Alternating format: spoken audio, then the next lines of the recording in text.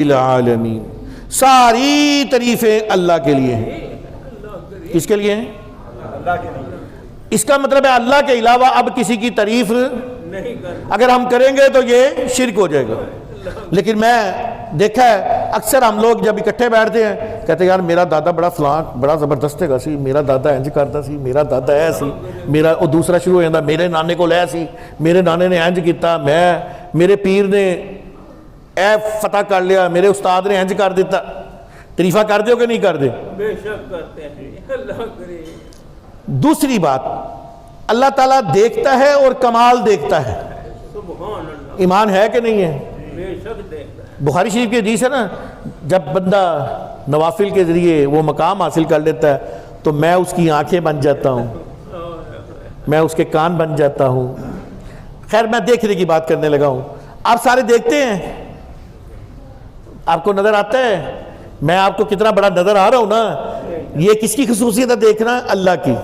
اللہ کرے۔ لیکن اللہ نے اپنے بندوں کو بھی دی ہے۔ دیکھا ہے۔ سنیے، یہ شرک نہیں ہے۔ اگر یہ شرک ہے تو اس سے تو ہم سارے کافر ہو جائیں گے، سارے ہی، بغیر کسی تشریح کے۔ استغفر اللہ۔ شرک صرف یہ ہے کہ اللہ کے علاوہ کسی کو معبود نہیں ماننا، اللہ اللہ کے علاوہ کسی کو سجدہ نہیں کرنا۔ ورنہ قرآن میں تو جگہ جگہ آیا وَتُوَزِّرُوهُ وَتُوَقِّرُوهُ، اپنے نبی کی خوب تعظیم کرو۔ ساری کی ساری عزت اللہ کے لیے ہے، اللہ کے لیے ہے۔ قرآن کا فیصلہ ہے۔ پھر جب سورۃ منافقین میں پہنچتے ہیں 28ویں پارے میں تو اللہ تعالیٰ کہتا ہے ساری کی ساری عزت اللہ کے لیے، اس کے رسولوں کے لیے اور ایمان والوں کے لیے ہے۔ سبحان لیکن منافقوں کو نہیں پتا۔ منافقوں کو نہیں۔ تو پہلی بات یہ ذہن میں رکھیے کہ اس حدیث کو جو وہاں پہ میڈیا پہ بیان کیا جا رہا ہے وہ غلط بیان کیا جا رہا ہے، دھوکہ دیا جا رہا ہے۔ اس سے یہ ثابت کرنے کی کوشش کی جا رہی ہے کہ صرف ہم جو ہیں وہ صحیح ہیں، باقی سارے غلط ہیں۔ استغفر اللہ، استغفر۔ اس حدیث میں عربی متن میں اچھی طرح سے پڑھ کے آیا ہوں، لیکن حدیث بڑی لمبی ہے اس لیے میں عربی متن نہیں یہاں بتاؤں گا۔ آپ کو حوالہ دے دیا، آپ عربی متن بھی پڑھ لیجئے۔ ایک جگہ پہ بھی شرک یا بدعت یا توحید کا لفظ استعمال نہیں ہوا، ایک جگہ بھی۔ حدیث سماعت کیجئے، سیدنا عبداللہ بن مسعود رضی اللہ تعالیٰ سے روایت، رسول کریم صلی اللہ علیہ وآلہ وسلم نے فرمایا سب سے آخر میں جو جنت میں جائے گا وہ ایک شخص ہوگا، وہ ایک شخص ہوگا جو چلے گا پھر اوندھا گرے گا، چلے گا گر جائے گا، اللہ، اللہ اکبر، اللہ۔ اور جہنم کی آگ اس کو جلاتی رہے گی اور وہ چلتے چلتے دوزخ کی آگ سے پار ہو جائے گا، دوزخ کی آگ سے باہر آ جائے گا۔ یہاں رک کے وہ صاحب کہتے ہیں وہ اس لیے باہر آ جائے گا کہ وہ مشرک نہیں تھا، وہ شرک نہیں کرتا تھا، اللہ کرے۔ وہ توحید پرست تھا۔ کوئی ایسا حدیث میں نہیں لکھا ہوا، وہ چلتے چلتے باہر آ جائے گا۔ میں یہاں پہ ایک آپ کو پوائنٹ دیتا ہوں، جنت میں سب سے آخر میں جو شخص جائے گا وہ چلے گا اور اوندھا گرے گا۔ میں تمہیں یہاں یہ بتانا چاہتا ہوں، جو لوگ بڑی ڈنکے کی چوٹ پہ کہتے ہیں کہ نبی علیہ السلام کو نہیں پتا کہ ان کے ساتھ کیا ہوگا، وہی نبی جانتے ہیں کہ کون سب سے آخر میں جنت میں جائے گا۔ اللہ کرے، اللہ کرے، ہم کس کی بات مانیں؟ اللہ کرے۔ بولو، کملی والے آقا کی بات۔ یا توحید کی تو بات کوئی نہیں ہو رہی، شرک کی بات تو کوئی نہیں ہو رہی۔ میرے نبی کا علم جو ہے وہ بول رہا ہے اور ثبوت کے ساتھ بول رہا ہے کہ سب سے آخری جو جنت میں جا رہا ہے وہ کیسے جا رہا ہے۔ ابھی جنت میدان لگا نہیں ہے، ابھی دوزخ میں گیا نہیں ہے، ابھی جانا ہے، گرنا ہے، پتہ نہیں کتنی دفعہ اوندے منہ گرنا ہے، چل چل کے اس نے دوزخ سے باہر نکلنا ہے۔ جس دوزخ میں پتھر 70,000 سال بعد جا کے ٹکراتا ہے، اس دوزخ سے اس نے باہر نکلنا ہے، اور میرے کریم آقا بتا رہے ہیں وہ باہر نکل آیا، اللہ کرے۔ وہ باہر نکل آیا۔ پھر وہ دوزخ کی طرف پیٹھ کر کے کہے گا بڑی برکت والا ہے وہ صاحب جس نے نجات دی مجھ کو تجھ سے۔ عذاب سے اللہ کرے، اللہ کرے۔ یعنی وہ اللہ کے بارے، اللہ بڑا غفور جس نے مجھے نجات دی تجھ سے، یعنی پھر وہ یہی کہے گا کہ مجھے یہاں سے نکالا اللہ نہیں ہے۔ اللہ نے نکالا۔ اللہ اکبر۔ بے شک اللہ تعالیٰ نے مجھے اتنا دیا ویسا کسی کو نہیں دیا، نہ اگلوں کو نہ پچھلوں کو۔ پھر اس کو ایک درخت دکھائی دے گا، وہ کہے گا اے رب، اے میرے رب مجھے اس درخت کے نزدیک کر دے، میں اس کے سائے میں رہوں گا اور اس کا پانی پیوں گا۔ اللہ تعالیٰ فرمائے گا اے آدم کے بیٹے، اگر میں یہ تیرا سوال پورا کر دوں تو کوئی اور سوال تو نہیں کرے گا؟ وہ کہے گا اے میرے رب میں اور کوئی سوال نہیں کروں گا۔ وہ اس درخت کے نیچے پہنچا دیا جائے گا، تھوڑی دیر وہاں رہے گا، پانی پیے گا، درخت کی چھاؤں میں بیٹھا رہے گا، خوش ہوگا۔ آگے اس سے اچھا درخت نظر آئے گا، کہے گا اے اللہ ایک دفعہ اس درخت کے نیچے پہنچا دے، اب اس سے آگے تو اس سے نہیں مانگوں۔ اللہ تعالیٰ پھر پوچھے گا وعدہ تو نہیں توڑے گا؟ کہے گا نہیں اللہ نہیں توڑوں گا، نہیں توڑوں گا۔ اللہ تعالیٰ اس کو اس درخت کے نیچے پہنچا دے گا، اس کے نیچے پہنچائے گا، اس سے اگلے اور بڑا درخت ہے۔ یہ حدیث پاک کے الفاظ ہے بھئی، اور اللہ تعالیٰ کہتا ہے میں جانتا ہوں انسان بے صبرہ ہے، معذور ہے اس معاملے میں۔ بتانا یہ چاہ رہا ہے کہ ہم لوگوں کو جب نعمتیں ملتی ہیں نا تو ہم اور نعمتوں کی طرف بھاگتے ہیں، تو نعمتوں کی طرف بھاگیے، ضرور بھاگنا چاہیے اور بھاگنا بھی چاہیے، لیکن ساتھ اپنے اللہ کو یاد رکھے نا، نماز کو نہ چھوڑیں، وہ نعمتیں اور زیادہ رحمتیں ہو جائیں گی۔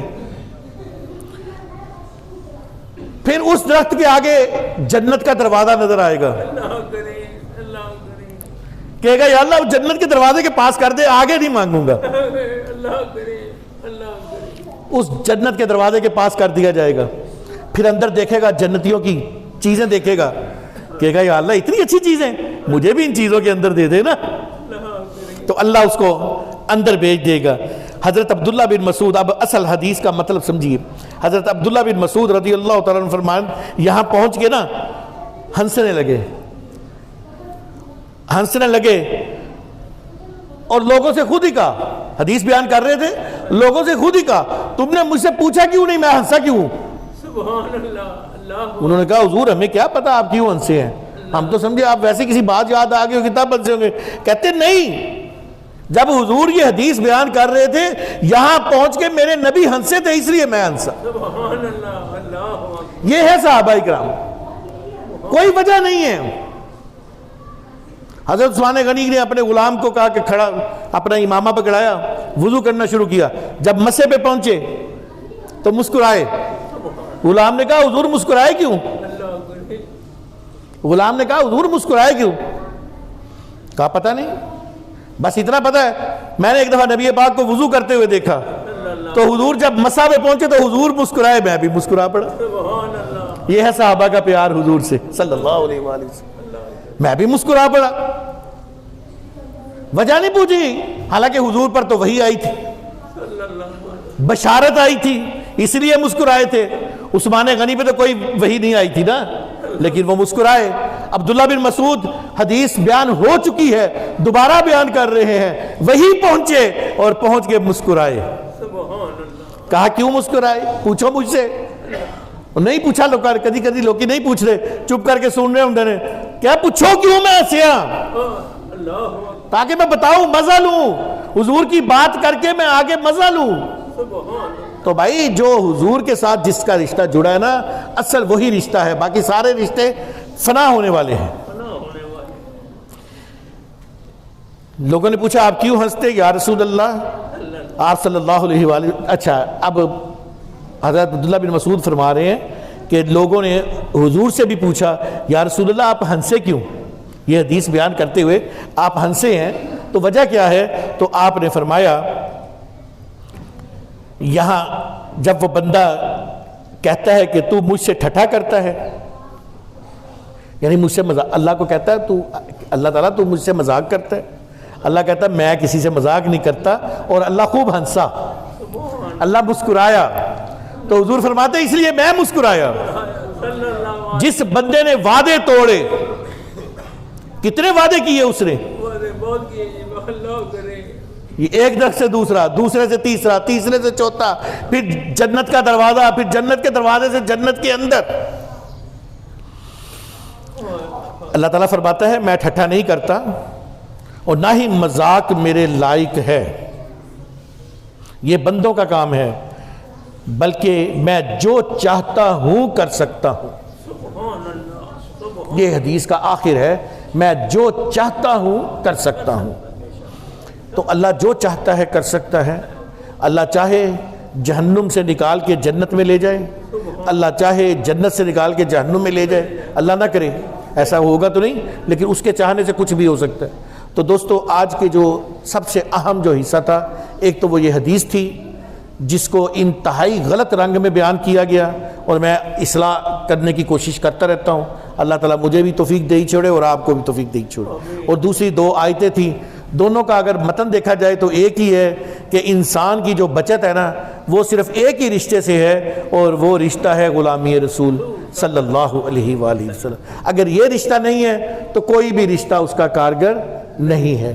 سورہ بقرہ کی آیہ کریمہ نمبر آج تھی 26 اور 27، اگر موقع ملے تو ضرور پڑھیے گا، اور اگر کسی کے پاس گھر میں تفسیر نعیمی پڑھی ہو تو وہاں تو اتنی وضاحت کے ساتھ لکھا ہوا ہے کہ آپ کو پڑھ کے لطف آئے گا۔